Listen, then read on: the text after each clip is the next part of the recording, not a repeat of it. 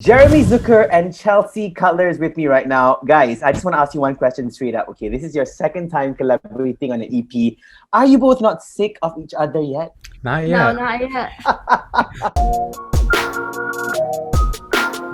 I've seen you guys are having like a really good relationship with each other. Your friendship is amazing. Like on Instagram, I think Chelsea was posting the other day, FaceTime calls with Jeremy, and that made me realize, okay, y'all are really, really tight. So how is your friendship exactly? Is it like, let's talk about secrets and let me tell you about how my day was? Is that how your friendship is? So much of our friendship revolves around music. Like we just recently did a trip with like our manager and other artists under our management, and it was so relieving to not be doing music and just hanging out. So yeah, I mean, Chelsea and I have been friends as long as we've been making music, but I think like we need to have more friend moments and not like music friend moments, you know? Well, I think the pandemic has played a really large part in that too. Yeah. Unfortunately. So you guys got closer in the pandemic. I think the pandemic has made it like difficult for us to hang out because I feel like before there were definitely times that we'd like be at shows or like events that we'd both be at and we'd see each other definitely more frequently than we like would now. Right, and now we just got to utilize technology, right? Thank you FaceTime, thank you text messaging, WhatsApps, and the list goes on, right? Okay, so this is a sequel to your first EP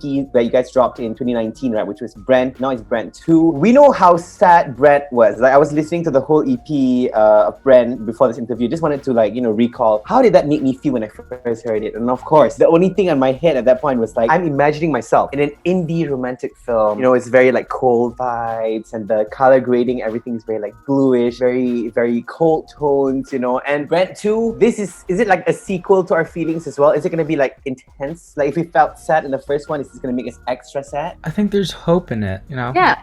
I think it's very comforting. It's like a hug to people, right? I think someone posted, I don't know if it was Jeremy or was it Chelsea, saying that this is like a hug to all of you through this EP. Yeah, it's a warm hug. Definitely. A cozy fireplace. That's nice. And were there like a lot of emotions involved while making this EP where you guys like, you know, you needed to be in that emotional space. You needed to really feel all the sadness to put it into your music for this EP? I feel like a lot of this EP isn't like purposefully sad. I feel like a lot of it is pretty like reflective and uplifting. I certainly don't feel like I was in a like sad headspace, and I think I speak for Jeremy. I don't think he was either. I think obviously you can speak to this more than I can, but like Brooklyn Boy is a great introspective example of like reflecting on the pandemic months. But I feel like every other song, it's not like sadness wasn't really what we were trying to evoke or like what we were putting into it. I think sort of like a simple way of putting it is however the music makes you feel when you're listening to it is what we were feeling when we were making it. It's just, yeah, it's also like not explicit. It's just because it's not sad doesn't mean it's happy, you know. It's definitely like a really sentimental and hopeful project, but you know, it's moody. That's sort of what we do, Chelsea and I. In terms of our writing, that's sort of our specialty.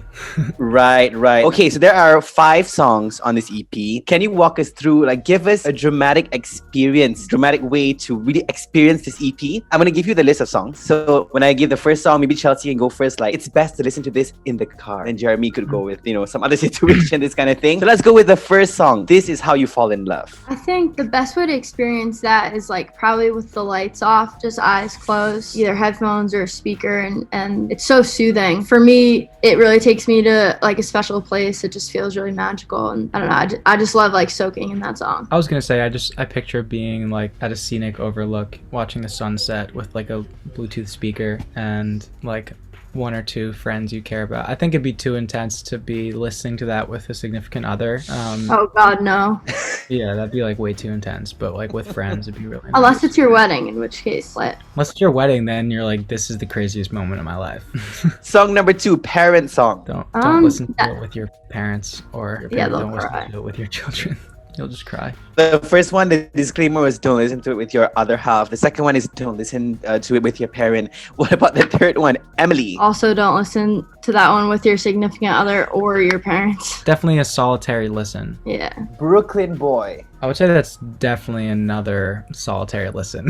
Like, I don't know. It's just Where's the best location to be in? You know, in the car? Is it like a road trip kind of song? it's an at-home song. It's very much like a lockdown quarantine song, and it's all about the frustration of not wanting to leave and wanting to experience things, but not physically being able to. So yeah, if you're locked up in quarantine at home, it'll maybe give you some comfort, maybe make you feel worse. I don't know. The Stars. That one for me is kind of what Jeremy is saying, like sitting at the beach, bonfire, sunset, just feels like a nice like bonfire dinner on the beach with candles lit type of song. Marshmallow, you know, bonfire with the marshmallow, and like a campfire kind of thing, right? Jeremy definitely disagrees. What? Why? No, I agree.